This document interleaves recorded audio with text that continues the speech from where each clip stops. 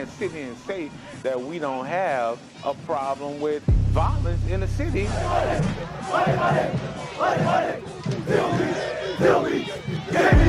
I think there's no better time than right now to talk about what is happening to us and by us.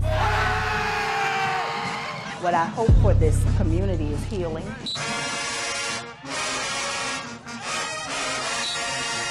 For years, this has come easy for the Carr Cougars. But everything that leads up to this, and oftentimes what comes after this, gets harder by the day. I'm saddened not just for today, but for what we've went through as a community. Oh, the reaction of the team was complete devastation. Kieron Ross's killing back at the beginning of the year was the latest loss of life from Carr's student body. 10 months prior to that, someone shot and killed another classmate, teammate, Caleb Johnson. It's the same emotion that you bring in and the same bullshit you bring to the field. And these football players' ability to rise above it is the focus of a new documentary called Algiers America, set to debut next spring. Jackson Fager is the project's creator and director. What I've done here is I've followed one community, one group of people, one team, and a group of characters during 2.5 years. What's it like being back? Through both the pandemic and Hurricane Ida, Jackson and his film crew remained alongside the people that love Carr the most, even when those same people weren't all in on opening themselves up to a stranger. This is a really tight-knit community, right? As in this whole city is tight-knit. Everyone knows everyone, right? And so if you want to get the buy-in from one person, well, there's 20 other people connected to that person who also have to agree. Activist and Carr alum Dr. Ashanta Wyatt is one of those connected people that wanted to know Fager's motives. I was leery about people coming into my community telling the same old story. You know, all of the tragedy without the triumph. And being a part of it meant letting the people that give this school life tell their story. Every day there are men who have been through what you've been through, who have seen what you're seeing, who can communicate to you in that way. And they're not going to tell you that things are going to be okay when sometimes they're not. Parents ain't perfect. They all up sometimes. We up as coaches. But don't go backwards trying to fix something that you can't control. Bryce Brown is Carr's head football coach, but he wears more hats than that on a daily basis. I think that's what goes with any head coach at any school. You know, you have to wear these hats because so many people are counting on you. And in Brown's case, counting on him to have the right words to say when times get hard. Because at Carr, few have had to deal with the pain and the truth of death quite like Brown has. He's lost 17 players to gun violence since he's been here. But it goes even further than that, because Brown lost his dad to gun violence as well. I want you to be able to show that you're listening and you could correct the stuff that you did wrong this past weekend. Which is why the tough conversations that Brown has with his players are so important. Like, it be on my mind every day, so.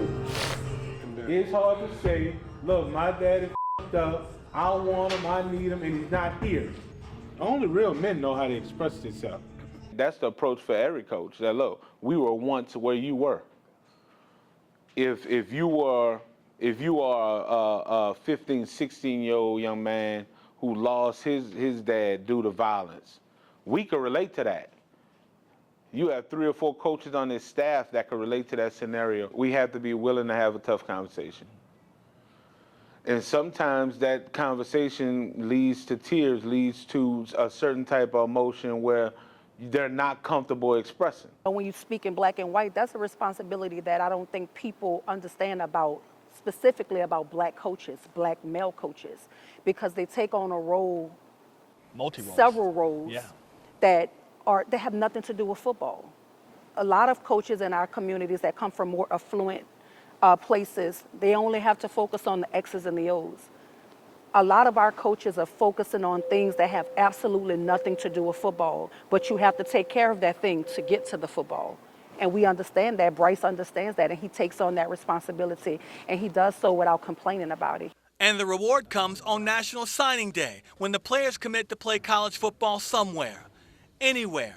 That's important, isn't it? Yeah, it's important because they have to feel like, and they have to understand that there is a place outside of here where you can have success and where loss of life or drugs or gun violence is not normal, right?